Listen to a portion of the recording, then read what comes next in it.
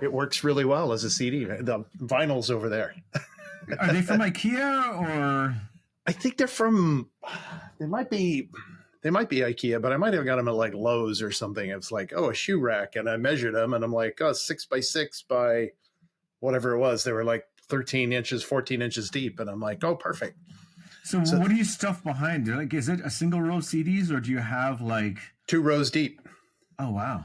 Yeah, that's what I say. So you put 1 row of discs in, and then you can put another row of discs right in front of it. I don't know if you can see into that in there, but that is If I pull those out on that particular one, then there we are. Another row right behind it. So that's amazing. And how do you categorize them? Is it by genre? Is it by color? Because I know a lot of people do books by color. I have, I would say moderate OCD. So they're categorized alphabetically first, and then sequentially in terms of release date by artist. So this is like the Garrett decimal system or something like that? Yes, the Dewey Decimal System. Yeah, so no, for me, you go, so we start with the A's and we end with the Z's, and then when you're in there, then you go, what was their first album? And that's followed by their second, third, fourth, fifth. So chronological as a subset of alphabetical. And then the stuff that's in the second, I guess, behind them, is it still alphabetical, or is it just like, hey, this is the B team of stuff I don't really enjoy as much? No, it's completely alphabetical, chronological from start to finish. So basically, I start in the back and go fill that one, and then you fill the front, and then you move to the next one, start the back, fill the front, you move to the next. So they just continue. I'm a nerd. Oh, it's all good. But you would also be, I imagine, the perfect target demo for every time a new SACD player gets released. Well, yeah. So we make some SACD players, and yes, and there are separate from traditional Redbook CDs, which is what all those are. And I don't know if you can see, but I've got some box sets and things over here that don't fit in it that sit up top. But then SACDs, DVD-As, so some various types of unusual discs that are then at the very end, as well as a couple of random holiday collections. So amazing. Yeah. A true dork, I guess, is what it is. So, I mean, that's kind of what we all are at some point. And then we're just a band. We're just a band of obsessives. That's what we are, pretty much. Yeah. And then anyone listening to this would probably fall in that category as well. So, yeah. Oh man. But anyway, Jim, nice to meet you. Nice to meet you as well. Finally. Yeah. And welcome to the show. I just hit record like a couple minutes back. I hope you didn't, or you may not have noticed. But I saw our countdown. This is kind of how we roll. We kind of a bit more freewheeling, and we're just more interested to get to know you. Yep.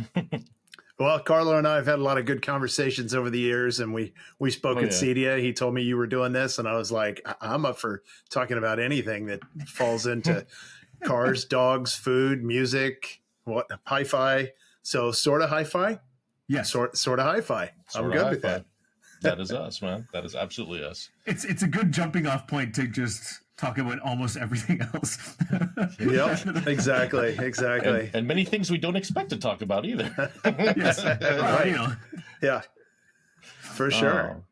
Well, I'm good to cover whatever you want to cover. So I'm a nerd in that respect too. So I think probably the first thing we should probably just make clear for our readers is, Jim, maybe if you want to sort of tell us, like, who you fill in, what your you're obviously with Harman, and what your responsibilities are with Harman, and kind of what you sort of do there, basically. What is it you say you do there? So what did you do? That's right. So that's the Office Space quote. So I was going to go to Kindergarten Cop and be like, who is your daddy and what does he do? Yeah. So Jim Garrett, as the name down there says. And then I am, long title, Senior Director of Product Strategy and Planning for the Luxury Audio Business Unit at Harman International. So That's like two business cards taped together to get that title on there. So basically what it means is within the luxury audio business unit of Harman, I am responsible for all of our products. So anything that we're going to do from a product brand strategy, all the product managers that create our products, they're part of my team. So that's my responsibility for it. So basically you get to your role, you get to sort of touch a little bit of everything basically in terms of all the brands and kind of what they decide to, or what they're working on, or what they decide to plan and come up with. Yeah, and in our case, in the luxury audio business unit, we manage 5 brands of products, and 4 of those brands are exclusive to our business unit. JBL, of course, is the mothership brand, is shared across each and every business unit within Harman on the consumer side and the professional side for that matter, and the automotive side for that matter.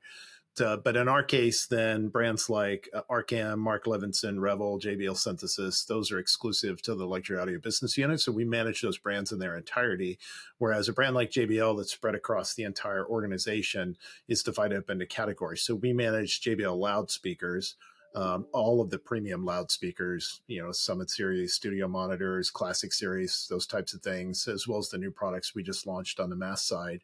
But then things like portable sound bars, headphones, those are all managed in different business units for the JBL brand. And then we don't have anything to do with Harman Kardon in our business unit either. That's managed in other business units. A question then. So you oversee luxury audio, but does that name also encompass budget audio, or is that a separate Well, yeah, I mean, traditionally, just because of where those brands, most of them live in the marketplace, they're premium to luxury tier brands. The JBL brand is the one that goes down into mass market. And we just released a couple of products that distinctly fall into that category, our MA series of AVRs and our Stage 2 series of loudspeakers. So those really fall into more that mass retail. Those products are found at Best Buy and, major retailers on a core floor there at Best Buy. So that's obviously a much more mass product range than what we would do with, a brand like Arcam or any of the others that are more premium products. Okay. So on that, this is coming. Those MA series products. Yeah. First, thank you for being part of the team, I guess, that put those ads out. But also, I'm more curious, was there, or were you privy to any of the data that came in for why you guys went that direction? Well, yeah. So from the products themselves, we were responsible for their creation. So in doing the research, anytime we're going to create a new product, you've got to go out and do the research. So why are you going to build it? Who are you going to sell it to? What should it have? What should it not have? Where's it going to live in the market? How's it going to be differentiated from anything else?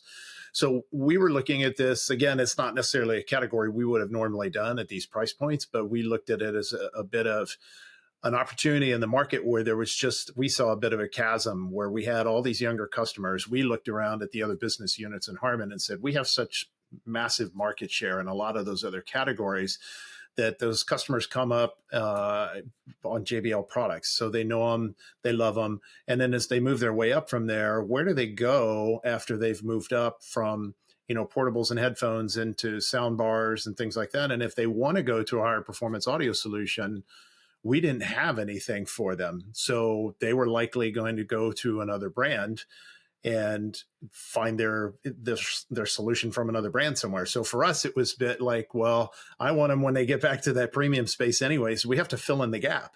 So how do we get somebody that's never been a component audio buyer? They want better performance, but they were just turned off by our traditional category of component home audio, which is it's an intimidating product category if you've never bought into it before. What are all, I have to know these technologies. I don't understand what half the features are in an AVR. Why do I need them? How do I set it up? And okay, now I've learned it. And okay, I understand it. Okay, that's cool. Now I need the speakers to go with it. But that's a different brand. So now I'm going to switch stories to another brand again. Yeah. We just felt that there were a lot of opportunities to simplify how people could get into the space. What they wanted was better performance audio. don't want all those other things that turn them off to the category. So by going out and doing that research, that's traditionally a younger buyer. So Gen Zs or even in millennials that may be moving into those products for their first time, we wanted to do the research. What are they looking for in a product? Because dinosaur guys like me that have been around in the industry forever, I grew up on this stuff. So maybe you didn't if you came up through some of those other categories. So if you've grown up with a product that was simple and easy to use, why should your component audio system not be the same way? And we said, we don't want to make a black box with 50 buttons all over the front. Let's make it simple. Mm-hmm. And as you've seen, in some cases, you have the opportunity for it to be white rather than black. So it was just different. How do they live with technology? Where are these products going to be sitting out in their space? They're not likely to have other components. So in our case, we said gaming is where a lot of people are getting their content now. I have a PS5. Maybe that's where all my streaming content comes from, my gaming content. That may be the only other component I have. It was white. Well, let's put a white component out there, a white AVR to go with it. Those were the kinds of things that we thought about. We thought about how we actually did some research with our parent company, Samsung, into how people like to use the apps. Or not. What are the pain points when people buy products and take them home? And anything that's Wi-Fi enabled, the number one pain point was getting it on your Wi-Fi network. That's the buzzkill, when you get all excited about a product and then you bring it home and it's like, what a pain in the ass to get this on my network. The joy goes away right out of the gate. So those were the kind of things that we looked into to really bring a fresh approach to a very mature category in the audio space and just say, let's approach traditional AVR and component audio from a different standpoint and see if we can come up with something successful. And I think we have. Certainly the initial response has been that way. So, okay. I did have two specific questions. I only got a chance to look at them at a Best Buy in the States when I was there. But because you moved away from like the traditional old school big black box receiver, did you guys also nix those sound modes that no one ever uses, like the hall, the club, the jazz, yes? Yeah. Yes. Okay. Well, I mean, it was another one of these things where what do people really want to do? I turn it on. I'm going to change volume. I'm going to change inputs. Yeah. Maybe I want to go from stereo to a surround mode or something like that. So that's about where we went with the controls, right? There's 5 buttons on the front, 2 encoders. So you don't need all that extra stuff. And I think that's one of the things as an industry, the AVR category has just been caught up in this arms race, right? It's like every year, well, those guys had, this looks like, a NASCAR a logo bar across the bottom of these things. How many different logos? Yeah, right. Well, we have 2 more things that guy doesn't have. And we're like, well, but most people aren't using the majority of these features. They don't know what they are. They don't understand them. They don't need them. Yeah. So we just said, well, let's give the people what they need. So that was our approach. The second question is, was there ever any thought to going half width with the components and maybe chucking a Class D amp inside? Well, they are Class D. Sorry. Yep. Yeah. This is how much I know. So. Well, so they're Class D, yes. And we did go smaller. So of the 5 AVRs that are in a range, 3 of them are what we call the standard series. Those are the smallest chassis AVR on the market right now. For all practical purposes, there's, most AVRs are just this big, huge box. So we wanted to do something that was a much more slimline design. So the standard ones are very much that, and like 4 inches tall. So the HPs are a little bit bigger, which are the 2 premium models because they've got that large display on the front of them. But even then, they're still quite a bit smaller than a traditional AVR. So they're definitely small on that side. We stuck to the traditional 17-inch width. Mm-hmm. By the time you start populating all the goes outas on the back panel, you start to take up a lot of space, right? So that's a little more difficult, but that's not to say you might see something smaller in the future. So the only reason I ask is just because I remember a long time ago, I bought an Arkham 280, and like it was my first like proper hi-fi component. Mm-hmm. But the thing was, I think it was 24 inches deep. And so I ended up having to cut holes in the back of my, because like IKEA furniture is like 18 inches deep. So like in order to get it flush in there, I had to like shove it all the way back and then pull out the component. So that is those are real world problems, of course, that we see. So I remember back in the day when I was working at retail and we were a CI dealer, and cabinets were deeper then than they are now, of course. But even back then, we'd find ourselves, you'd sell somebody a big AVR and we'd have to cut out the back panel because the thing was 3 inches deeper before you ever put your speaker cable and all your other connectors on the back of it. So it would hang out the back end of the furniture. And now it's worse. Seems like everywhere you go, it's like the cabinet's 15 inches deep or something. Yeah, it's like, it's crazy. I think my first 2 or 3 hi-fi racks had, masonite on the back, and I had to kind of cut, big square holes in the back, so just enough to get the, so the wiring would be able to come out, and still I could close the glass doors on the front, and then they would close. So I mean, this is forever been a problem. I have that one problem still, not with AVRs, but with my turntables, because I learned from DJ culture, and like I turn them vertically, so they're longer than they are wide. Yep. So the tone arms at the back, so you don't hit it when you're mixing. Yep. But finding a DJ shelf that is 18 inches deep is impossible. That is true. Yeah. Oh yeah, for sure. So. Oh man. Well, we still make plenty of components that don't fit traditional furniture. So within our Mark Levinson brand, you're going to need a big audio rack. So as they say, I hope you got a big trunk. I'm going to put my bike in it. So I see you. I'll just quote random movies all this time. So it's fine with us. It's right. This is the right crowd for that. That's for sure. That's perfect. 100%. But and again, maybe if it's okay to bring this up, I know you guys got a little bit of I don't want to say blowback, I guess, but like some agita over like what some people, over the ad plan, over the advertisements for or the marketing videos and stuff for the stage 2 and the MA components. And I always, and I think Taps, you and me talked about this. I mean, when we first saw the videos, we took them as tongue in cheek, and I thought they were awesome. Yeah, I mean, they were. I was laughing out loud. I mean, at least 3 or 4 areas in it because it was hysterical. But yeah, some folks, kind of, I think probably read more into it than it actually was, and got a little bent out of shape. But how at least we thought, how has the response been from your end? I mean, have you guys gotten some really, some serious commentary back about it, or have people been okay with it? Well, certainly divisive, right? Conversational.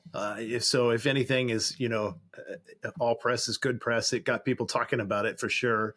Mm-hmm. So it came out of the corporate marketing team that created it wasn't really an ad campaign. They were some videos, but they got sent out with the press releases, which then everybody's like, it's an ad campaign. It's not, but it was an introductory campaign and some informational videos. There were actually 4 of them that were created as part of that series. We had created a different video on our end, a sizzle reel that we put together during the development that we were showing to customers and, telling people about, hey, this is what we were creating. A very different video. That video was on display in our booth at Cedia. So if you were, as you walked by the front of the booth, that was a sizzle reel that was playing on the front that talked, a lot of the history of JBL and where we've come from as a company. We just, to tell that story, no other brand besides JBL and JBL Synthesis has that involvement in movies and music and content creation from, start to finish the way we do. And so we included that in that sizzle reel there. The video that was everybody saw, and then, some, tongue in cheek kind of campy humor. A lot of people didn't take it that way. Oh, my gosh, these are horrible, and you're making fun of people. And it was not the case. So the product's, again, designed for a younger first-time buyer, that Gen Z, the millennial customer. The agency that created it was actually a bunch of Gen Z girls and guys that created it. So if anything, we're like, the thing, I'm like, well, the people that made it are the content that's in it that felt because each other, basically. Yeah, they were like, well, this is what my friends are like. I have a couple of Gen Zs that live with me here. 22 and 26-year-old boys. So I'm used to what people their age are doing and listening to. And in reality of it, and we saw it in a lot of the comments, right? People are like, yeah, every person I know of this age, that's the way they act. Yeah. So perhaps a bit stereotypical in there. But again, it was meant kind of a little more tongue in cheek and kind of campy to that standpoint. So overall, I would say the response from most people was positive to it. But there were some people that got a little spun up about it needlessly. Well, but it was non-Gen Zers, like basically. Well, it was the grandparents of the Gen Zers who essentially were just like bent out of shape. Yeah, and one of the interesting things. So part of my job, I guess I've become the face and the voice of our luxury audio team. And so I have a lot of interaction with all the reviewers and the press, and I do the interviews at the shows. And so I've talked to a lot of people, and yeah, it seems like a couple of things that I've noticed out of this. Yes, it was some of the older, more traditional people that seemed to have the problem with it, that were a bit disconnected.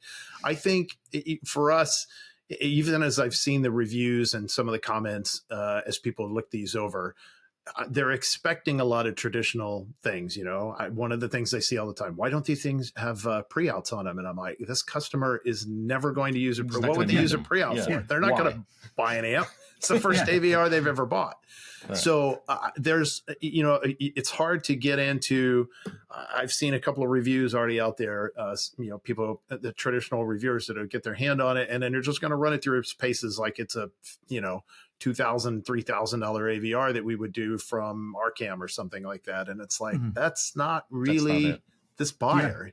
Yeah. It's not that traditional one. So I think, if you've ever read the book Who Moved My Cheese, I think that's kind of how we did this from that standpoint. It's like the customer has changed, and we as manufacturers have to adapt to their changing tastes, their changing preferences. And if we continue to approach it from that traditional standpoint, that's why they were turned off and why they weren't buying it.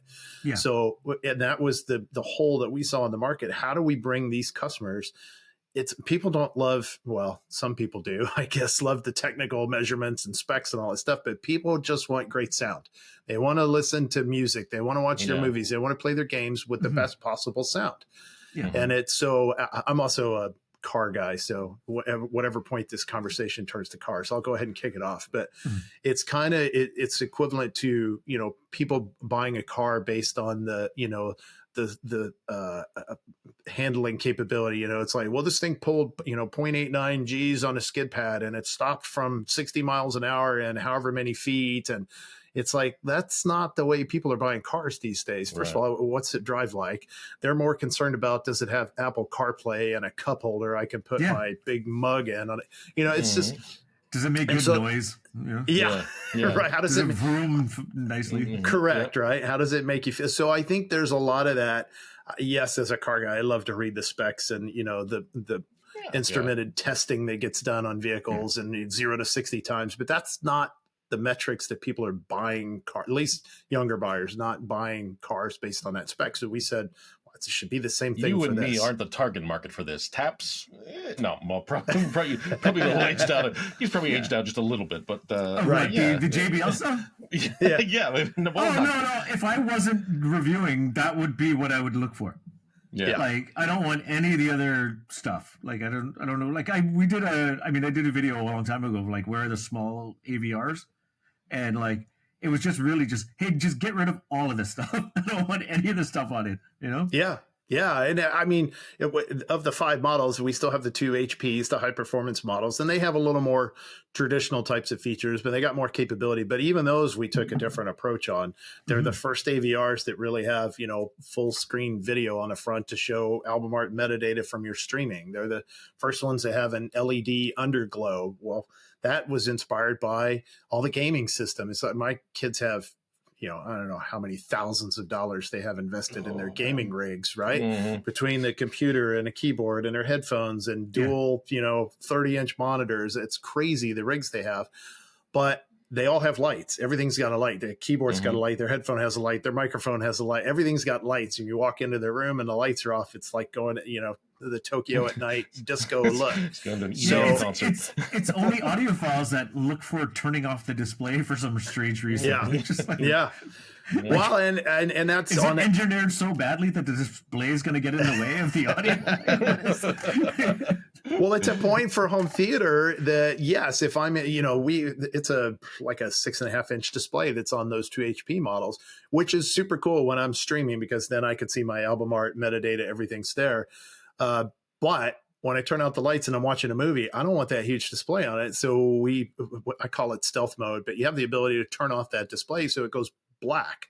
So even though the AVs aren't, there's no display on it at all, you can leave that underglow on as a nice little atmospheric, whatever. It's like 6 different colors you can choose from. So it looks cool. And then it addresses home theater. I don't want a display for home theater. I do want the display for music, however. So we gave them the ability to do both on those 2 models.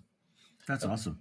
I think the irony, and not to go beating a dead horse over this, but I think the irony for me was that, every audio show I've ever gone to where you talk to, I hear the same thing all the time. Oh, hi-fi is dying. Everyone's like aging out of it. We need to get young, audio music fans into this, or else, hi-fi is going to die or whatever. We need people to be thinking out of the box and do something different to get new people into this thing. Okay, well, someone finally does something out of the box, thinks out of the box, and they can't be. These guys are still kvetching about it. It's like, what's going on? The world's coming to an end. Oh, you're insulting everybody. It's like, it's like. Well, I think they were just looking for. What's it going to be?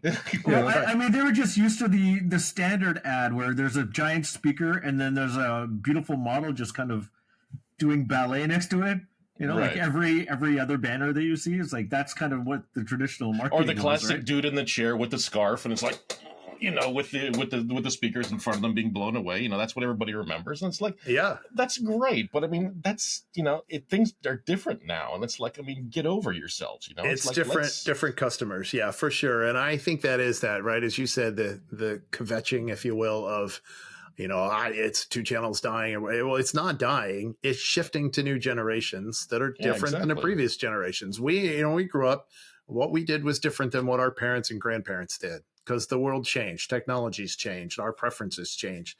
And it's no different to, I'm as a Gen Xer, and, looking at the generations that came before me and the ones that are coming after me. And again, everybody just loves good sound. We all love to listen to music and watch movies, but they're going to approach it differently because the things that influenced you as you grew up are very different in each of those generations. And so if we don't adapt, yes, it goes away, which is a shame. So it's just, again, how do you approach it? Take it a different approach. And we get hammered on it a little bit going, oh, why'd you do this? It's dumb. I don't understand it. It's like, well, if we don't change, it does die. So, yeah. I'm looking at the playback at all 3 of us on my monitor, and it's like all 3 of us are wearing like some pretty decently sized, audio headgear, right? And some pretty good quality stuff. And it's like, you go to a Can Jam or you go to like a headphone show, it's like like a vibrant, young, diverse community of people who love sound. And it's jammed, and they're jammed packed. And the audio, the young audio or music lovers, like, he's not dying or it's not going away. They're there. That's where they get their start with, is at least personal audio. At least that's where I did. And it's that's where they are right now, and that's where they're going to jump. That's their jumping off point. It was the first audio show where I was like, hey, I'm not the only brown guy here.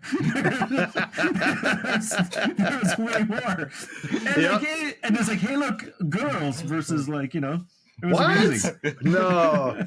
Well, I've definitely noticed at shows recently, we are seeing younger people. We're seeing couples. There's a lot of women that come to these shows. We're seeing families that come to some of the, I'm talking maybe some of the hi-fi shows that are open to the public, the bigger shows, Munich or Exponent, things like this. And so it's exciting to see.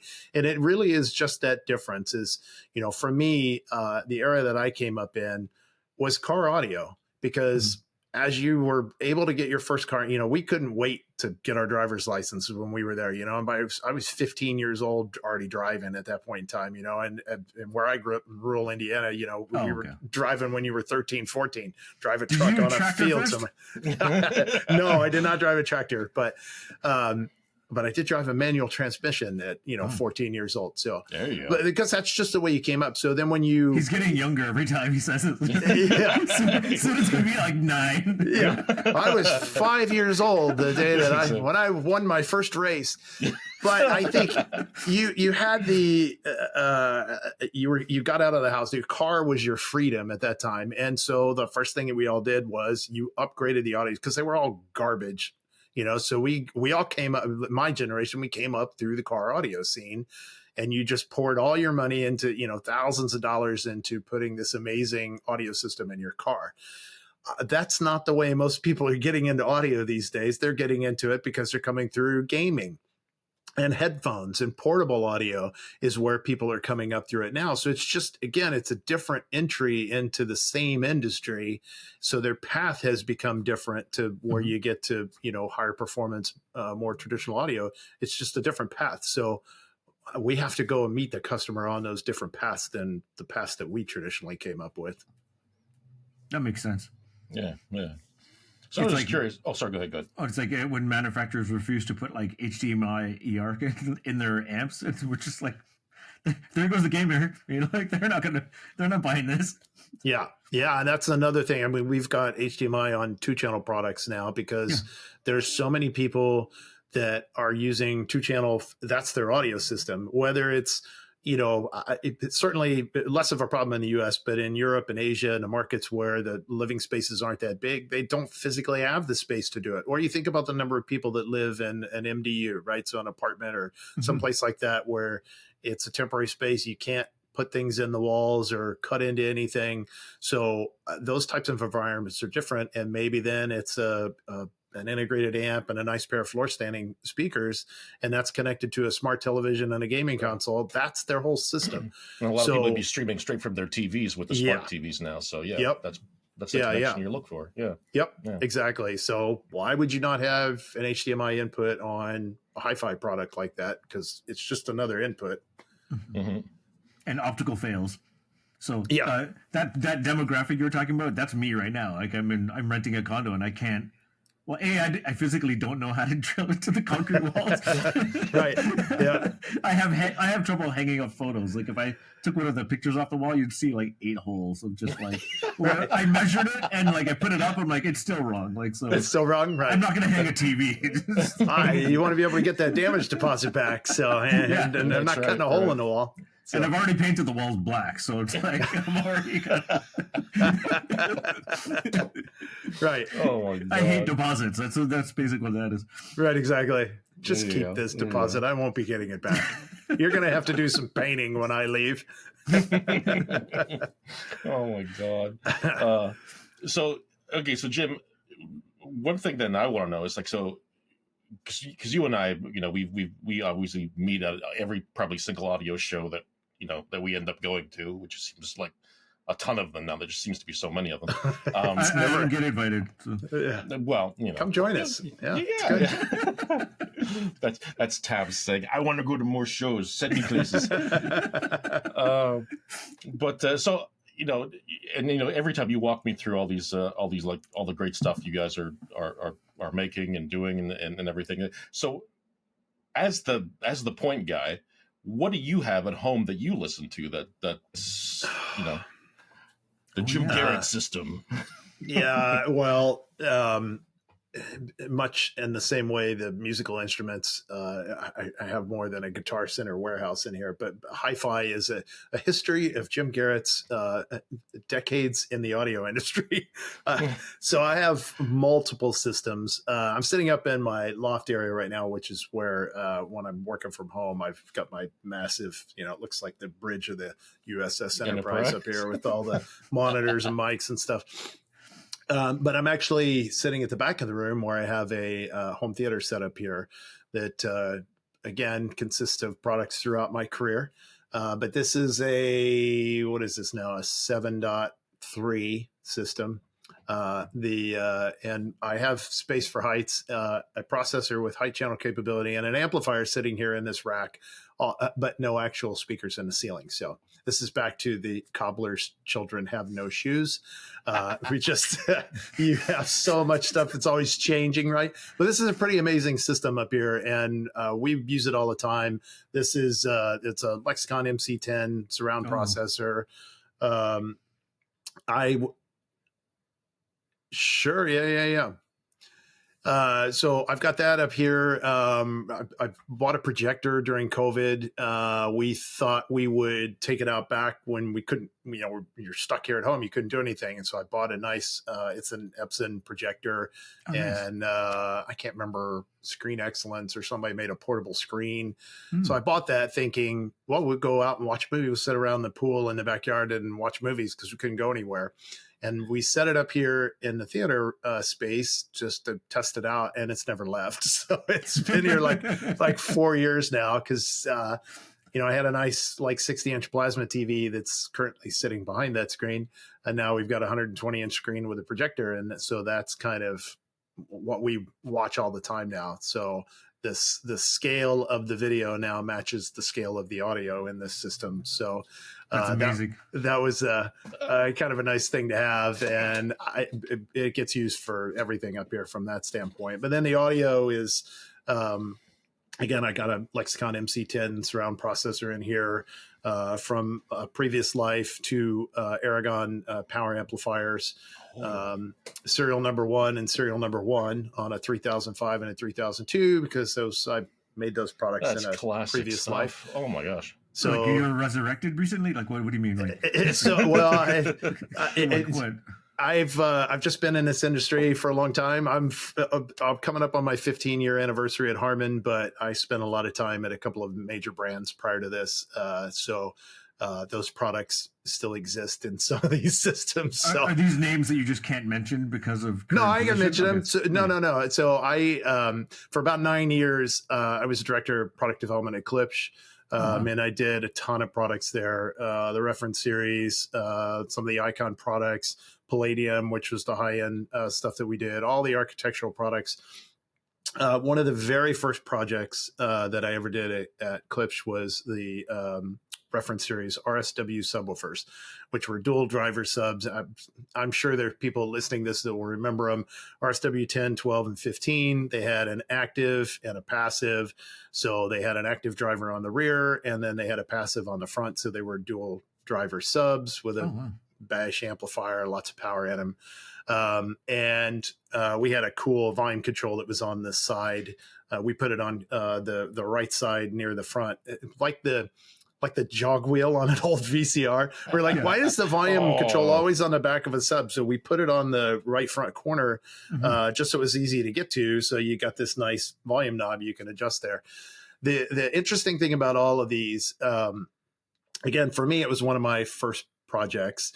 So it kind of had a place in my heart. So I've got a RSW 15 at the front, and I've got a RSW 12, 2 of them here in the back, one in each corner. Yes.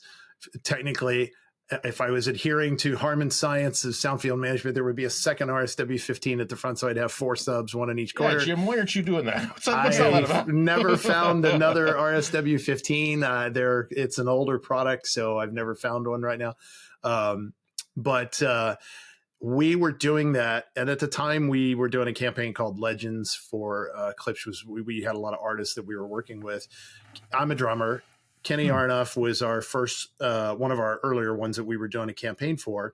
And so we were doing a photo shoot with him. He's an Indiana guy. And of course, I was living in Indiana at the time, born and raised. Our photo shoot was set up for him to be with these RSW subwoofers. I was going to go meet him at the studio because I was like, oh, this would be so cool to meet Kenny Aronoff, right, as a drummer. That day happened to be September 1st, 2001.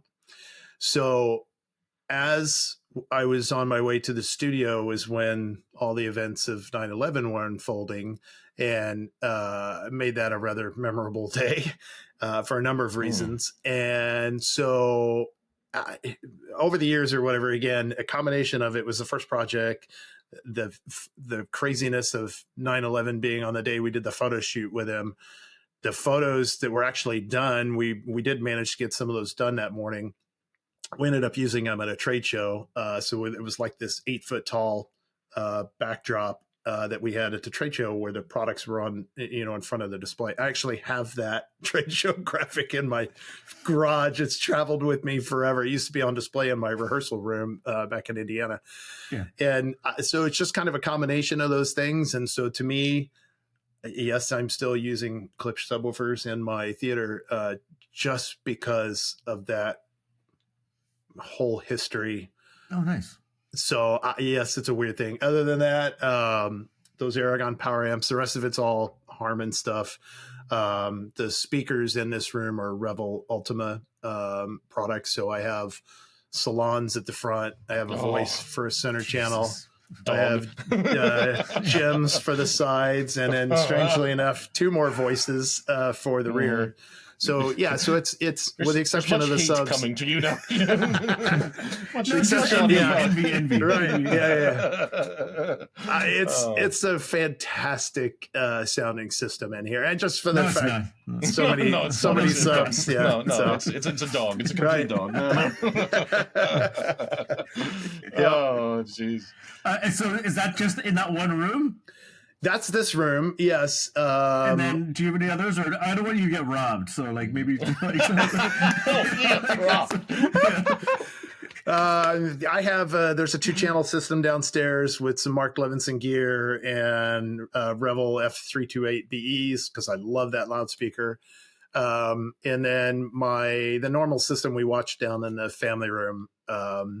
I'm a second plasma still in the house. Yes, you'll take my plasma TVs from my cold 10 amps. Guys, man. Still got a Kuro 50 in the home theater. Yeah, it ain't going anywhere. There's a Kuro 60 here, and then the Panasonic, what were they, VTs or whatever, when they hired the team from Pioneer to make plasmas after Pioneer stopped making TVs. So I still have that one downstairs, the 55-inch plasma. With a brand of an AVR and a pair of Revel M126BE beryllium bookshelves. And there was a Velodyne DD sub in that because I did some work for those guys as well on subwoofers. But it has since died. And another one, when I was doing that project for them, they're like, here, you should have a DD10 so you can learn about it. And they gave me one, and the build date was my birthday. Not the same year, obviously, but the day was there. And I was like, oh, that's cool. So I kept that. I should have sold that sub years ago, but Jesus, is Harman hiring? Well, no, this comes down to, again, when I've been in charge of product development for major audio brands for decades. You end up with a lot of products around you, have way more stuff than you need, and yes, stuff gets given away, sold, whatever. I share as much as I can with people, but yeah, I'm really good at getting coffee, so just anyone out there, right. Well, and the other thing is you end up with mutt systems, like is what I have, right? So it's like, well, what do you put together? And it's just okay. So I had this and I had that, and so they go together. It's not necessarily something I would have suggested someone. But there's some pieces of gear you have that are have a certain sentimental value as well. Yeah, absolutely, well. Absolutely. Yeah, I mean, I've sold storage units full of products over the years that you end up with, but again, I've ended up keeping a few of these things just from some sentimental value. So, what you guys should do is get anyone within your circle that has the hi-fi hoarders in their house. You guys should do a fake Pawn Stars episode with hi-fi gear. Right. Yeah. American Pickers or something. Yeah. Yep. Exactly. That should be a room at a hi-fi show. Just here's Jim Garrett's garage. And Oh, trust me, I know I'm not the only one. It's maybe excessive on my end, but there's plenty of guys I know in the industry. We all have so much stuff at home.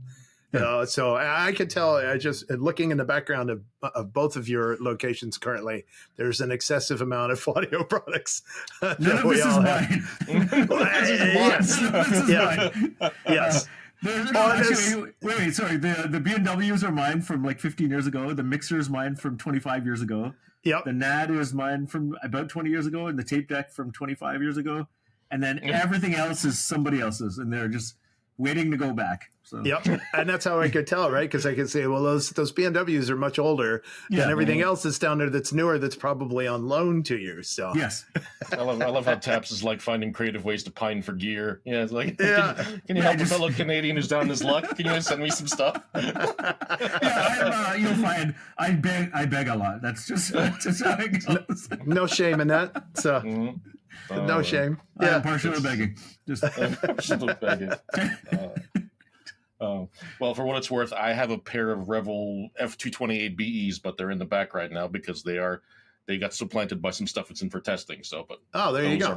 Those are my daily drivers. I love those speakers. That is a brand that's just a mystery to me. I have no idea.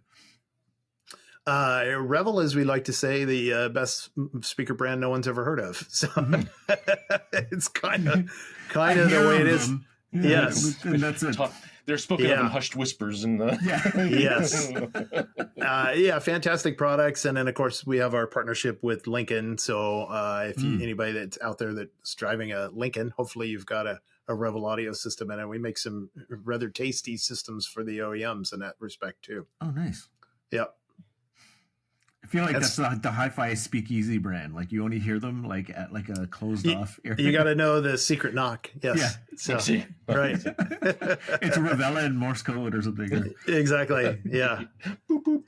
Fantastic stuff. Well, as you've heard, most of the speakers that I have here at home are Revel. So, but yeah, Revel and JBL, right? I guess two speaker brands we manage. So then how did you get started? You've always been a lifelong drummer, and then how did you get into? Yeah. So, this is the only industry I've ever been in. I've always referred to, the audio hi-fi industry is kind of like the mob. It's like you're going to get in, but you're never going to get out. You're going to be in this industry for a while. Yeah. So, the journey for me began, I've just been into audio. Yes, lifelong musician, started playing drums when I was a kid. Literally got my first drum kit, I think at 6 years old, and started playing. So I was always into music, and then, got better and better stereos as I grew up through the years. I was originally went to school for architecture. That was my creative side, the art side. And I got into a nice school for that on a scholarship, and then just determined it wasn't for me. And then quickly thought, well, how can I still get out of here in 4 years with some sort of degree to have this not all go to waste? And happened to be going to a university that had a very good telecommunications program with audio and video production. And I was like, well, I'm an audio guy. I could get through this program and it'll be easy. So I changed majors to that. And this was Ball State University in Indiana, which is the David Letterman School of Telecommunications. So there's a plaque on the school there that says dedicated to all C students that come after me. Is there a picture of Dave's mom beside it there as well? I know. Well, there wasn't at the time, but maybe now. It's been a moment since I graduated. So I started off at that time. I was living in Indiana. And it was like, to do, I worked for some production companies doing corporate videos and things like that. And did some just like, for hire gigs, doing sporting events and things that would come to town. And then was like, well, if you really wanted to get into film and television production, you needed to move to New York or you needed to move to LA. And at the time I was like, I don't want to go to either one of those places. So, and now I've lived in LA for 12 years or whatever now. Right. So, so that's kind of how it happened. And as I was kind of, looking for a job or whatever I could do after school and not wanting to move, this new on the scene retailer called Best Buy came to town. And I interviewed to get a job there, and they made you take a test. What was your audio knowledge? And I scored better than most of their senior people. Yeah. So they brought me in, and I started working there, and I was a assistant store manager. I ran the audio department, car audio department. I was a regional or district trainer for a lot of that stuff. And from there moved into specialty retail at a fairly well known, very early, one of the earliest CI dealers in the whole U.S. And spent some time there, and then so now I'm in the industry. Gosh, I don't know what that had been at that time, 6-7 years probably between all my retail time, and lost one of my best salesmen who, strangely enough, was an architecture major, but had gotten into the hi-fi business. And he applied for 2 jobs. He got hired at Klipsch, whose headquarters were in Indianapolis at the time, as a product manager. And he had also applied at a major grocery retail chain to be in charge of store remodels. So he got the Klipsch job first, and then quickly got the call from the grocery retailer and said, "We want you." And so he left. And as he's leaving, they're like, "Hey, we really need somebody that would be a good product manager. Do you know anybody?" He's like, "Yeah, my boss from the shop I worked at." And so that flipped me from retail to manufacturing. And then that was in 1999. And I've been on the manufacturing side ever since. So that's, again, when you spend that much time working for some of the biggest brands in audio, you end up with needless amounts of audio stuff all over your house. That's awesome. Yeah. Business. Yep. Oh man. Yeah. So that's maybe a longer answer than you needed, but that's how one gets into the hi-fi business. Chance. It's just different ways that life takes you. So it's fun. It's funny. Like there seems to be this convergence. I mean, but at least between the 3 of us, of like somewhat of an art or creative background, and very much audio, and now now doing kind of what we're doing now, which is kind of funny. So yeah, for me, that's what I love about it. I mean, I've been very fortunate to be, in the position that I've been, and I would like to say it comes from a lot of hard work and effort. But to be responsible for some of these audio brands and on the creation side of it, to me, is that creative side. I'm a very arty guy. I've been a musician my whole life. I play in bands. That's my second career at this point in time right now. My second job is a band. And so for me, that's the part of it that I love. First of all, I love music. So to be in a job where you make products for people to enjoy music, it's like I get to share my passion and my love with the world. And so that part of it I love, but the creative aspect of it, of how do you create products, and what are they going to look like? What are they going to be? How are you going to tell the story to the world? How are you going to support them with the assets and things that are there?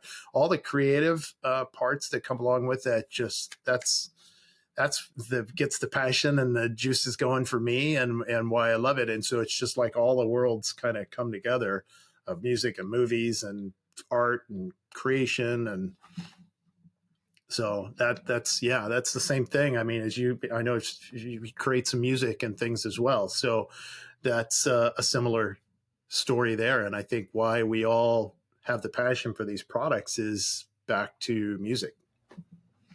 Makes sense. Yeah. Speaking of systems, then, so your house is stacked. Is your car stacked with car audio as well?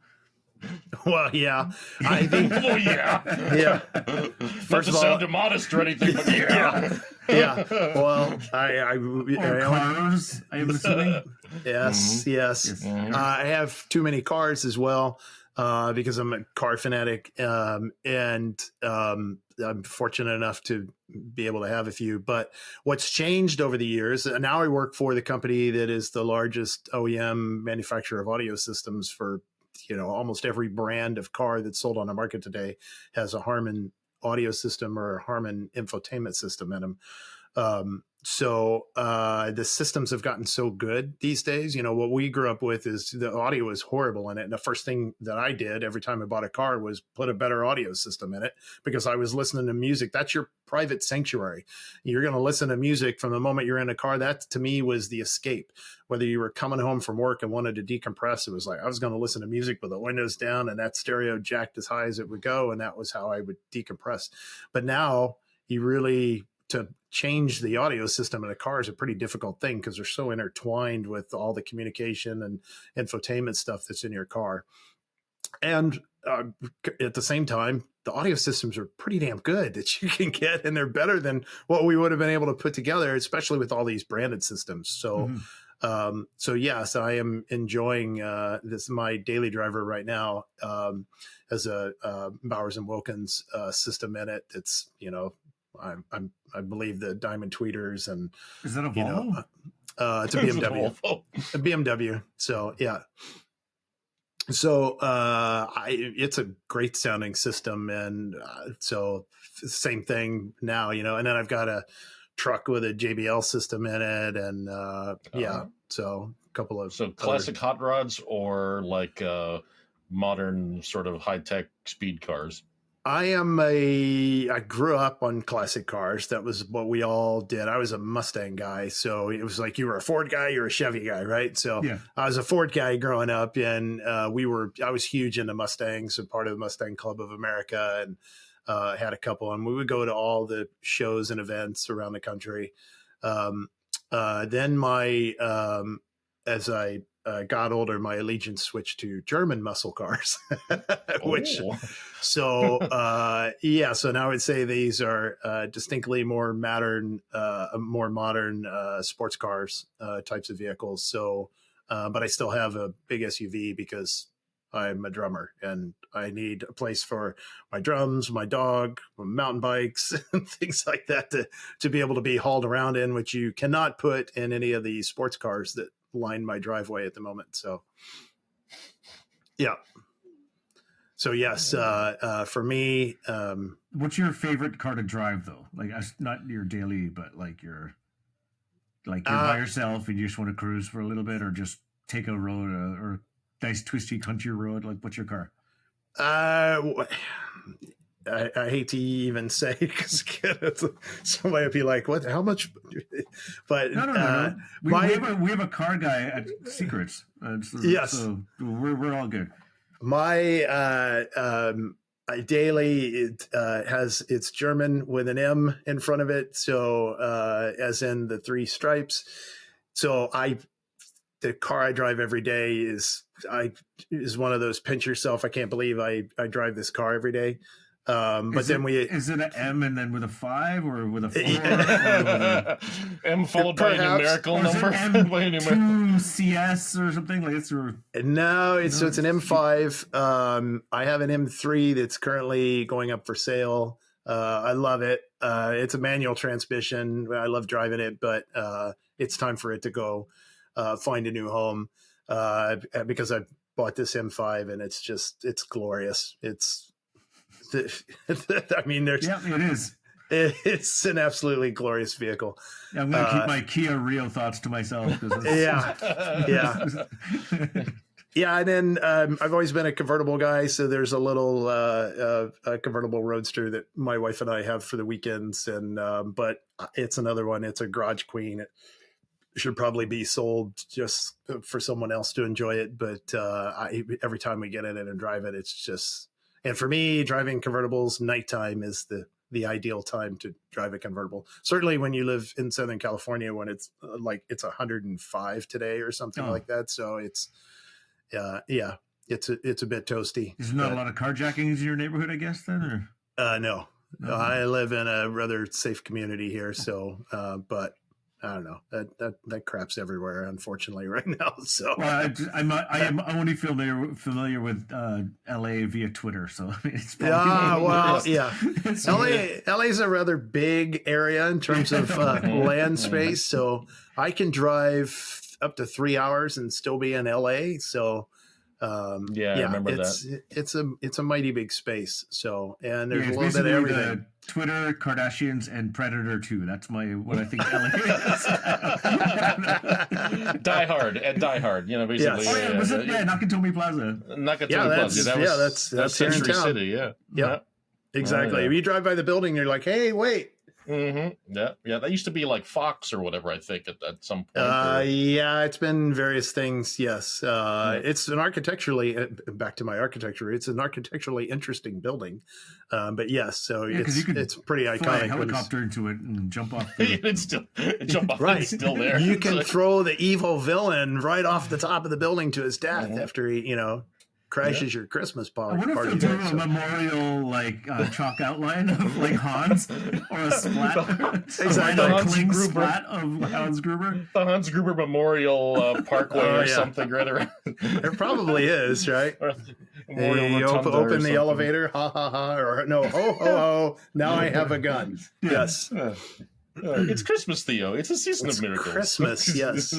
Yeah, they should do a Die Hard walking tour of that building and just put like things up of like shoot the glass or whatever the line is on like whatever that floor is. Yes. Yeah. That's as a movie and music aficionado living in the LA area, there's just so much of it here. It's just so cool. You drive by these places all the time. You either see a production happening or it's like you recognize something from a movie. And so, a lot of my favorite movies as I've gone around, it's like, I want to drive by these places where these movies were shot. So that's, what we do. So for me, as we're talking about movies, so one of the greatest movies of all time, I love all these we've talked about here, but Better Off Dead to me is it's one of the best movies of all time. If you have not seen it, it is a total cult classic. John Cusack movie from way back in the day. And it is a fantastic, fantastic movie. All right, so that's on the list. Yes. Predator's mine. So, so the house that Lane Meyer lived in and the one across the street that Ricky lived in, those two houses are actually across the street over in Glendale. So one of the first things that I did when I was on a trip out here before I moved here, I was like, I looked it up on some site. It's like, where is that actual house? And then went and drove by him and took a look at him there. So, yeah, and one of the houses from Ferris Bueller is here, so you can drive by. Even though it was in Chicago, it was actually here. A bunch of those houses were in Pasadena because I remember that's where we used to live years ago when we lived in LA. And every time there was always you'd walk down in like South Pasadena, you would see these houses that were either something was shooting there or you recognized them from like that backyard shot. Is that from LA or is that from Pasadena? Yes, when he's running through the backyards. Yeah. Yes, that is here in LA. Obviously the glass house where they drove the Ferrari out of the back of his friend's garage, that was actually a house in Chicago, I do believe, because it sold recently. But a lot of the rest of the stuff, then the backyard scene was all here. And I think Pasadena, right? Somewhere around in there. So. Yeah. There's always I'm sure we will be corrected in the comments. So, yeah, well, so then on one hi-fi topic, like, is there a favorite movie that you have that when you want to test out a system, or is that not a... Well, yeah, I mean, that stuff changes all the time, right? Because for us, currently, that's my career. So so we're always updating and testing stuff and using different things for, materials at shows and events. So my favorite movies are not ones I would use necessarily to gauge the performance of systems, but I would do them just because I enjoy them. So, but for stuff that we use, we just came off of the CEDIA trade show. And so some of the demos and things that we did there, we always like to show music demos on multi-channel systems. And so, it's done to death, but A Star Is Born is still a great demo just because it's very well recorded. We use the I'll Always Remember Us This Way cut rather than the Shallow, because that one, if I didn't have to hear it anymore ever again, I'd be okay. Yeah. Rose is the tune for me. I like that one the best on that. Yeah. And then movie stuff, we've been using the climbing through the train scene from the new Mission Impossible. We use Ghostbusters Afterlife intro. So some of those are more consistent ones we did. Of course, Top Gun Maverick is a good one of the recent ones. Still a great demo. Also played to death, but it's still a really good demo. And then there's some classics and things that we do, a lot of which are Tom Cruise movies as you get to them. Oblivion. I still love some of the scenes from Oblivion. That's a great movie and some really good audio. It's specifically for multi-channel audio. There's some fantastic scenes in it. So yeah, there's a lot of different stuff. So okay. Very cool. You can always tell what year you're in by the selections of like video demos at the audio shows, because it's like there always seems to there's each year like a certain number of them are run, and they're run to death, and then the next year it's a whole other selection of them. And it's like, I think I still have. What movie was it from? This was years ago. The Bruce Willis one where there was the blue. It was a sci-fi movie. There was a blue lady. Fifth Element. Fifth Element. I swear to God, if I heard movie. that, if I hear that scene again, it's like everyone used the diva scene. Yes. Oh my God, that's the same as the Matrix elevator lobby scene, right? Both classic demo and original Top Gun, right? All those were classic demos that we did to death. But still great demo. Fifth Element's another great movie. I could sit down and watch that movie today. I could also probably recite all of the script. It's just what you just get into your head, right? So yeah, it would be fun if you just did like a horrible demo. You took like the worst mix. And like put that on just to like right. Now you can hear how bad this really sounds. Yeah, for sure. Like what is the worst recorded soundtrack? Like put that one on. Right. It's so Dumb and Dumber, right? You want to hear the most annoying sound in the world? So if you remember, that's another. I got it right here for you. Let's pull it up. I remember I got a system, and it was like a full Empyrean like multi-channel system. But I was neck deep in binge watching The Americans, which is almost all just dialogue and no surround effects. And so I was like, I got to get through this show before I do this review. Because like I had like an integrated amp hooked up, and the amp would just turn off because there's no information going into it. Right? Yeah, yeah. That was that was another one that I thought as a film and television guy, right, and a movie aficionado. Yeah. If you remember the Tom Hanks movie Castaway. And one of the coolest things about that movie was the fact that the majority of it had no sound, which I thought was just fascinating from the standpoint is like, well, if you were stuck on an island somewhere in the middle of the ocean, there really wouldn't be any sound except the waves, so I thought it was an artistically a very interesting choice for that movie. But it's another one where you just watched it and it's like, there's no dialogue, there's no sound, there's nothing happening for it, but it gave you that sense of isolation and being alone that one would have were you stranded on an island somewhere. So kind of interesting. All their money on Wilson, right? All Wilson, right? Exactly. Somebody told me, he's the same actor that was the volleyball from Top Gun. So he's a very famous volleyball. So there you are. that ball gets around apparently. Yeah, he's famous, right? Oh man. 3 dad jokes. Oh, dad jokes are the greatest, right? So plenty of dad joke channels you can watch. So. What's the best recorded dad joke you've ever heard? No, so this is a question. So as a drummer, Jim, favorite drummer of all time? For me, well, there's several. It probably a tie between Neil Peart and Stuart Copeland. If that gives you, that should identify my age for everyone, as if my, gray hair didn't already. Those two for me, certainly at the top of the list, probably the two most influential ones on my playing and ones that you studied and learned to play everything you could. There's so many good drummers out there right now, but I would put those two at the top of the list for me.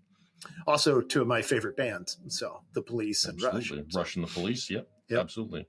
Excellent taste, sir. Excellent taste. Yep. Oh, man. Do you have we're probably going to ask this at some point. Do you have like a favorite song, like a summer song?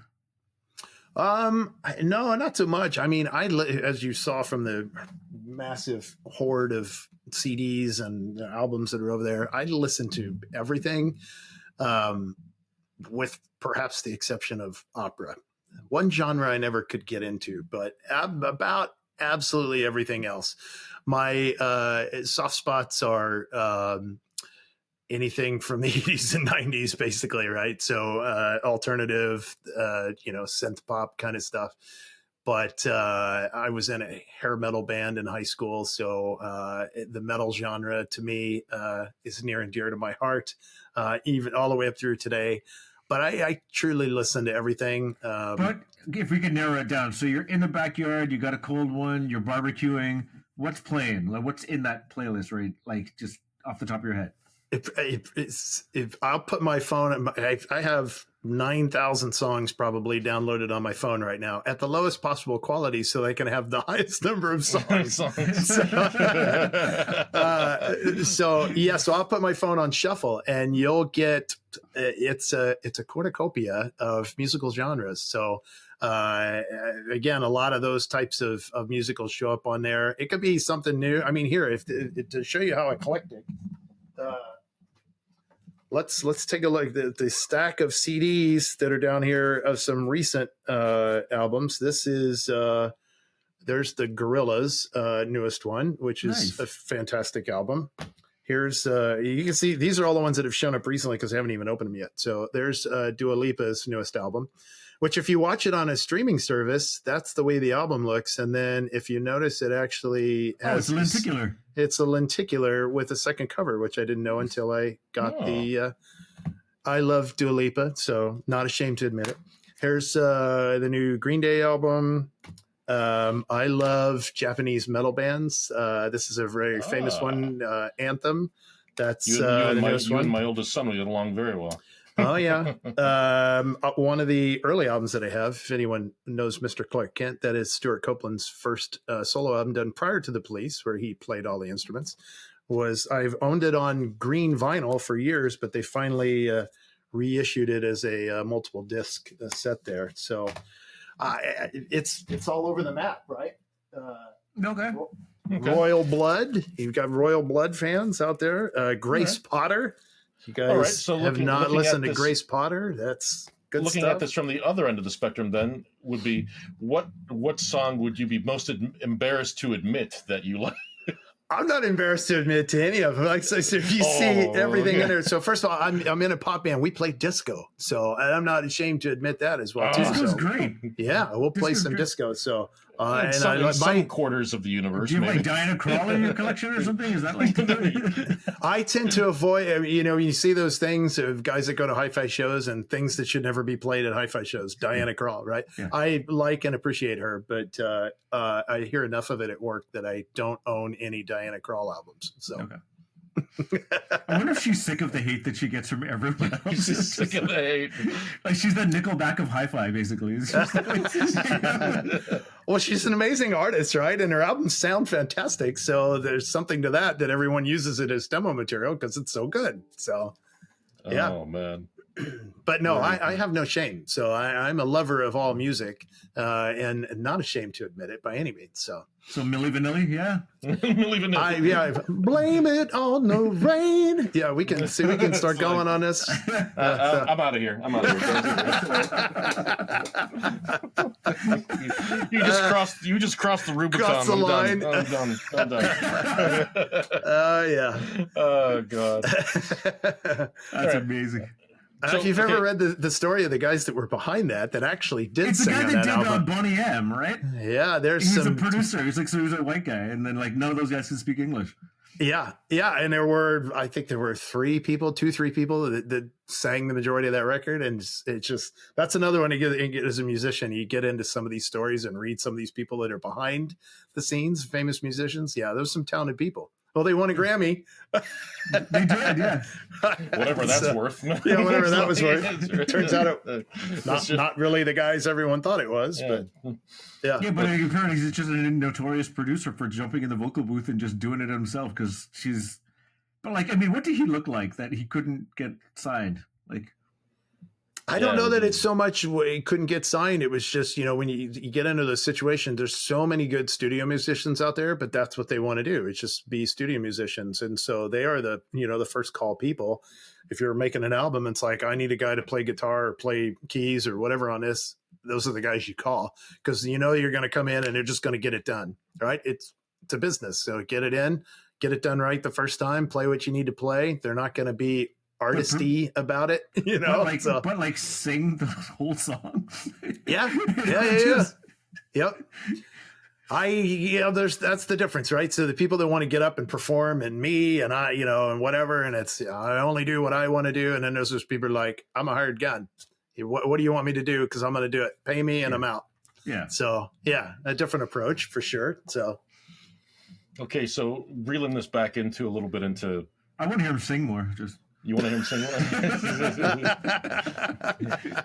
Sing to us, Jim. Sing now. Right, exactly. Let's get some Paula Abdul out of him or something. Oh yeah, there you go. That's good stuff, right? Yeah. Oh man. So, in terms of product stuff you've done and stuff you've worked on, two things I'm really curious about are, what. Is there a product that you were like you've worked on, or there that you were like really excited about that for whatever reason, after all the developments did not make it out there? And then conversely, is there one that you weren't expecting anything much of, and then all of a sudden it got out? It's like everyone went bananas over it. Yeah, I mean, there's a couple of each from previous lives. There were a couple of products that we made, categories that did not exist at the time, something that eventually became the soundbar category. And we had made a product that we thought was going to be really cool and was a cool way to add audio to video. And again, soundbars didn't exist at the time. So we made it, thought it would be really cool, and it never saw the light of day. We had two versions of it. One that was two little satellite speakers. I'm sure people remember Bose Cinemate system from way back in the day that was just two satellites and a sub. So we started off making a product like that, and then said, well, what if that, instead of two little satellites, was a bar that just went below the TV? And we thought a super cool concept, and it didn't see the light of day. And, then lo and behold, soundbars became a thing. So that's one that's pretty disappointing. And the little satellite one, we actually made like 200 of them before it got shut down. All basically prototypes. I still have one. Who knows if it works? But another one is like, I can't sell it because it was never a real product. And I can't bring myself to throw it away.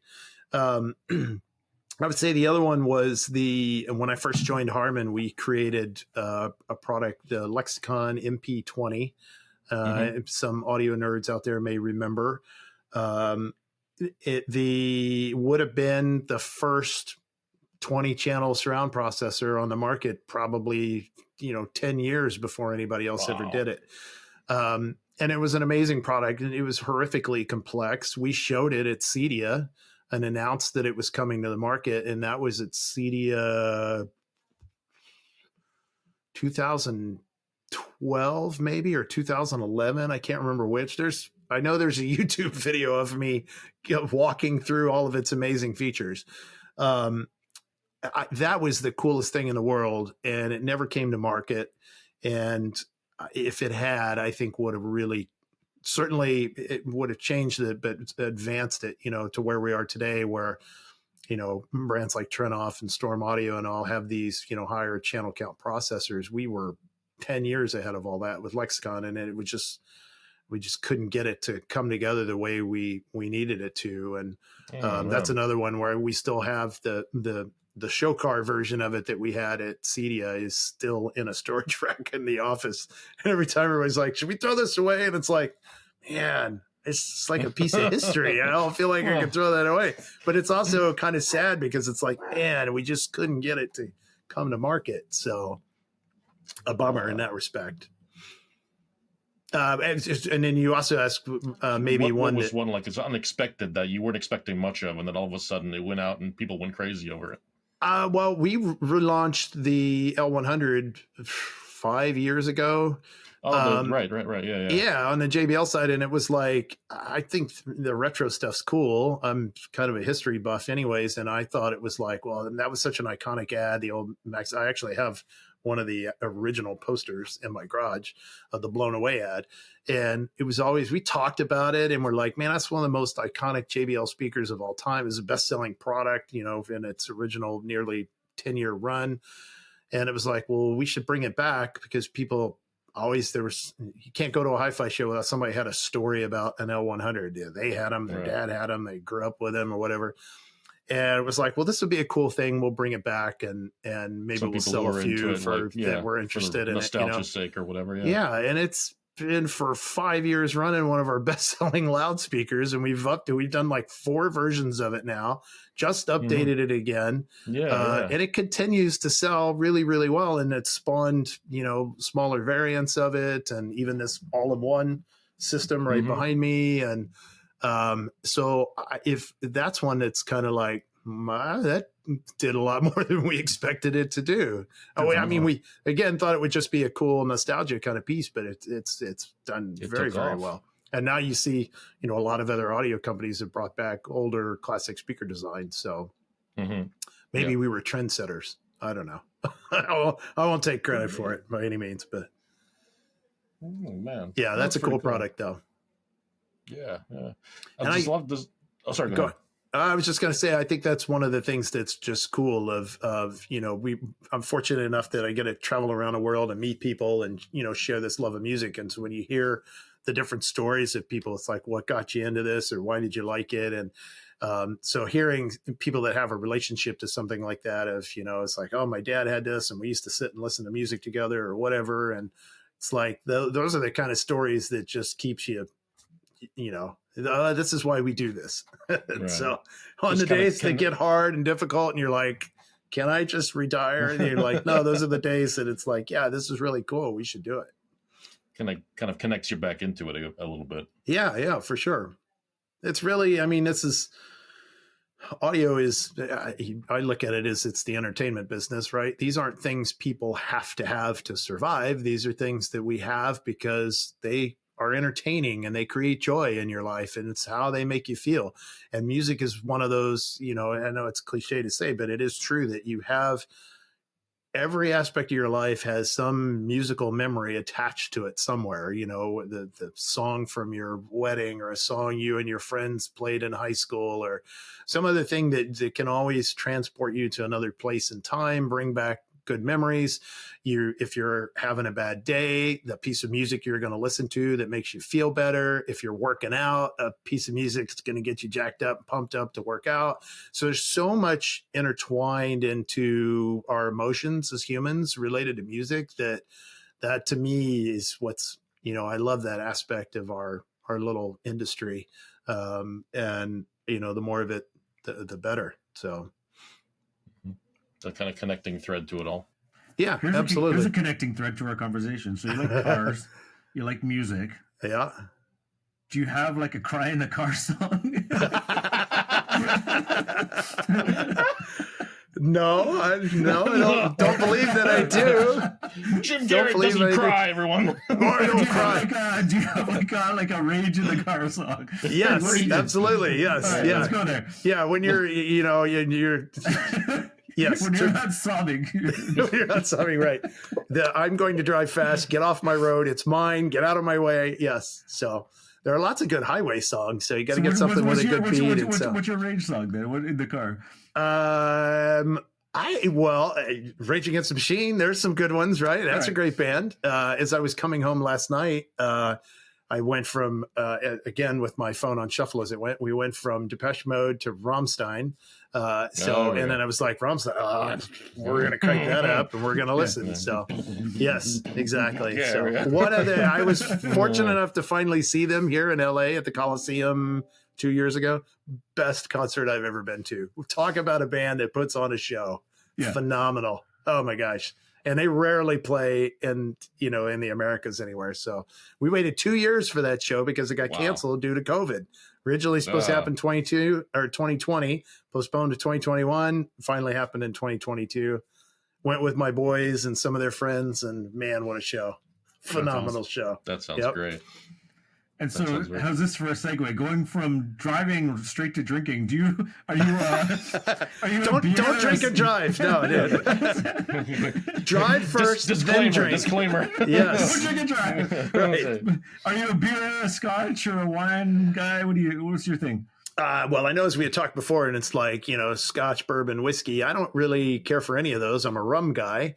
And then is it beer, wine, sake? Yes. Is that your thing? All three, right? Beer, wine, sake. All right. Yeah. Right. Yeah. So it's nothing like a nice sake when you're having a good, go to a Japanese restaurant or something like that, get some sake. And so teppanyaki kind of, I'm going to make myself hungry, start thinking about this. It is around just after lunchtime. Yeah, exactly. Right. So, but having a good beer at just about any time, it can be a good time for a beer, a nice glass of wine with a nice meal, all of those. But yes, cocktails, I'm more the rum guy. My mother-in-law is very disappointed. She's huge into Scotch and whiskey. And so I disappoint her in that. I'm like, let's break out the rum, maybe some tequila, some mezcal. We'll do some of those, but that's all right. That's all right. That's very good. So and everybody laughs at me all the time because they know me now. So it's like, if we're going to go out anywhere, it's like, could a cocktail, if it could have an umbrella in it and be had on a sandy beach somewhere,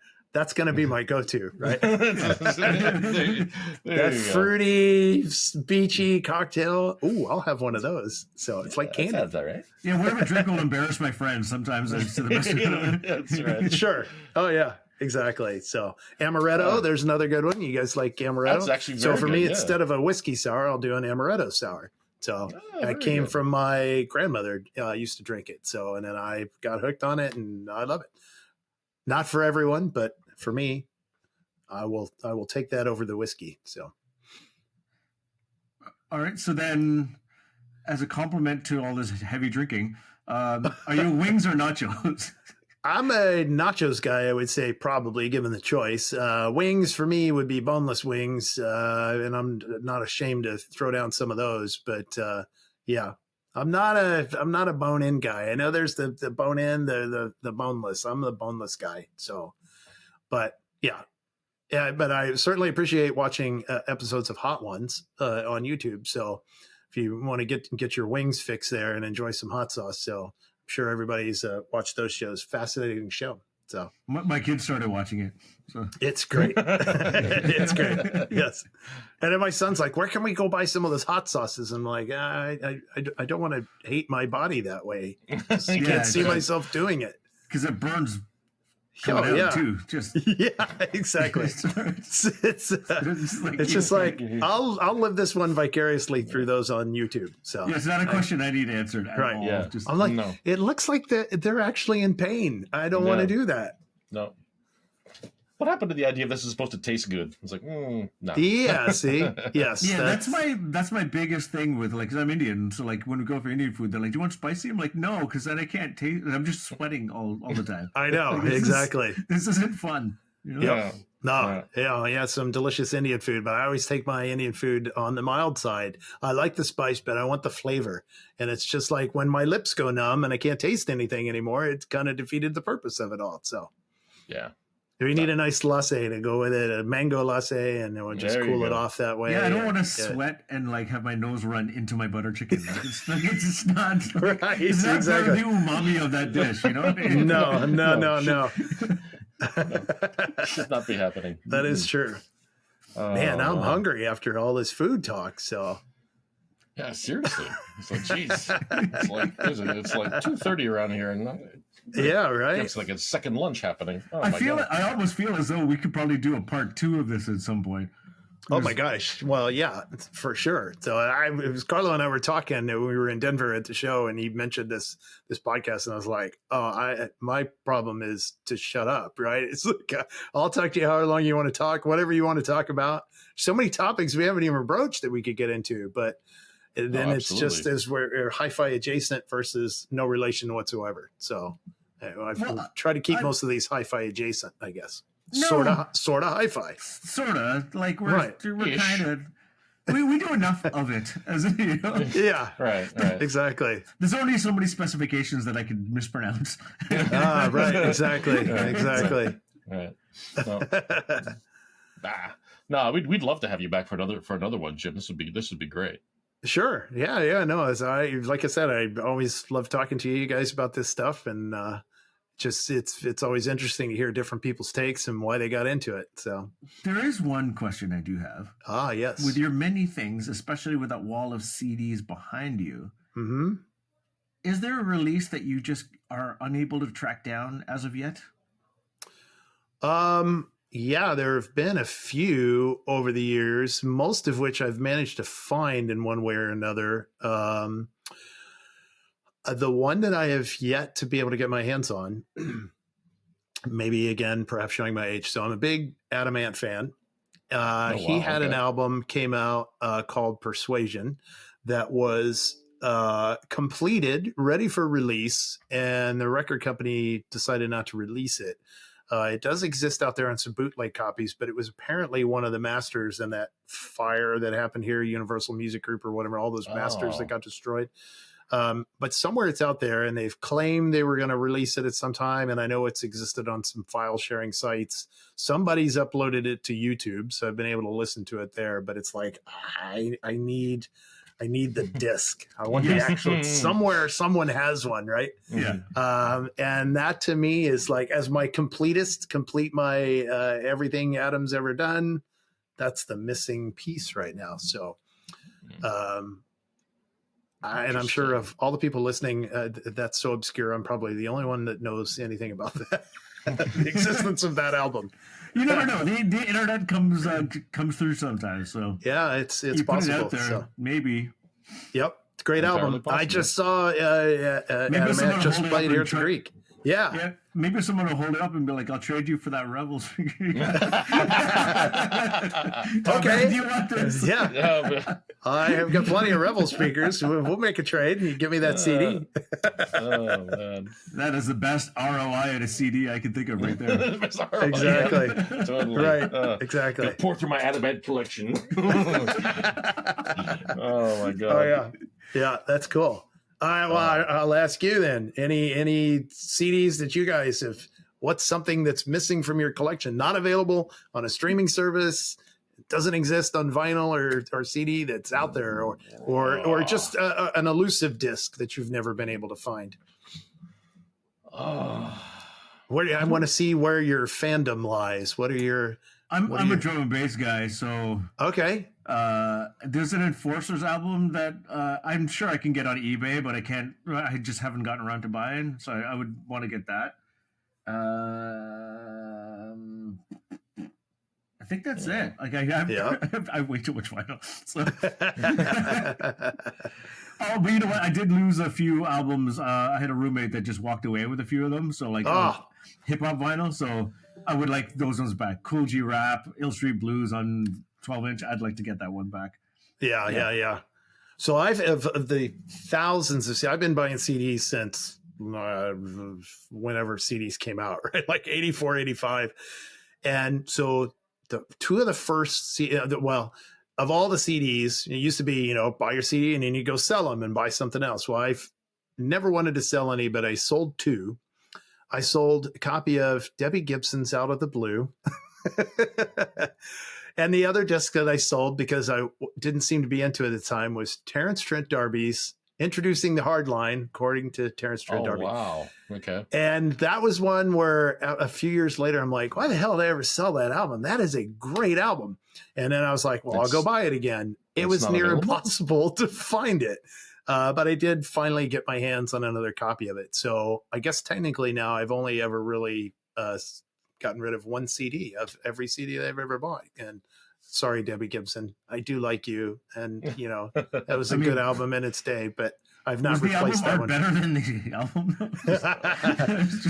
She's a good looking girl. So she's, And to this day, she's, she actually had an album out, I think recently, and I gave it a listen on Qobuz, and I was like, she's still pretty good. So, and she's still beautiful. So it's good true. Stuff. But that Terrence Trent D'Arby album, that's a good one, man. So I'm a Frank Zappa fan. So there you go. Okay. And that guy, Joe's Garage. Yep. Yeah. Apostrophe Overnight Sensation. Apostrophe. Yeah. Obviously he recorded practically everything he did, like all his shows, all this stuff. And there's obviously the huge vault of his things. you know, there's like a ton of stuff in there I probably would love, and for a long time it didn't look like or it was in question whether any of that stuff would see the light of day. But it looks like the families. I mean, I think they've signed some deal. I don't know if it was with Rhino or who it was, but the stuff is starting to come out. Some of his sort of more obscure live shows and things like that. Yep. And yeah, that's sort of the kind of stuff I'm into. I don't know that there's anything that I really want that's kind of hard to find.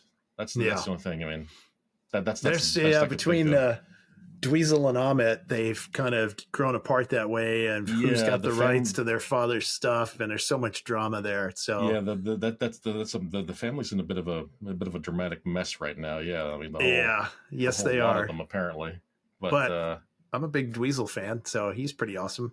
He got some good albums. He's amazing. Yeah. He's an amazing guitar player, and just seems like a pretty cool guy in general. Yes. Yeah. I will say I think one of my favorite Zappa albums was Roxy and Elsewhere, and which was that live show. And for the longest time, it was just the CD of that show, which was great. But they recorded it for live broadcast, I remember, and then something happened with the video and the audio. That the sync was off, and at the time they could never fix it, so they could never release the sort of full concert of it. Yeah. And they actually just recently, I think it was a few years ago, they were able to, using modern tech, sync it all up, and they released a Blu-ray of that live Roxy and Elsewhere show with the film footage synced with the music and in surround. And it was like, oh my God, this is great. We need more of this. This is fantastic. So, I just when stuff like that eventually happens, that's what really excites me about this sort of thing. So, good stuff. Yeah. I do have a question though. One more. It's like, do you still have a multi-disc changer? No, I do not. Multi-disc changer. I was always a single disc player guy, so I at one point in time I think I had a Sony 10-disc changer in the car, so you could get as much music as possible. But I can't say is that I still own a multi-CD player. Cassette deck, reel to reel. Yeah, absolutely. I think, if I remember right, Yamaha introduced a 5-disc carousel player within the last year or so. So, yes, they do still exist. Surprise. Who knew, right? You still got a cassette deck or a reel-to-reel hidden around in that place of yours, Jim? I have, a couple of cassette decks where I kept of all the crap you hoard over the years, I kept of the major formats, at least one player so that I could play the content I still have, because I still have tons of cassettes. And a lot of the cassettes that I have are like my old bands or my friends' bands and, live shows and stuff that we played. So it's like, well, I need to keep a couple of cassette decks. So I think I have one or two out in the garage, and then I've kept a couple of VCRs to be able to play some stuff. But the stuff's been sitting so long, like caps are probably dried out and nothing works and the rubber bits are gone and who knows. I still got a couple of working Laserdisc players in the house. Oh, wow. So, there you go. I sold the Laserdisc player. That is gone. So you probably have Fifth Element on that Laserdisc, right? No, that I don't. I do have the original Star Wars trilogy box set. Wow. That's the original, untouched, before George Lucas decided he was going to get all artsy and fix music and visuals. It's as it was in the theater. And wow. That is probably the main reason. That's got to be a collector's item. Yeah. Yeah.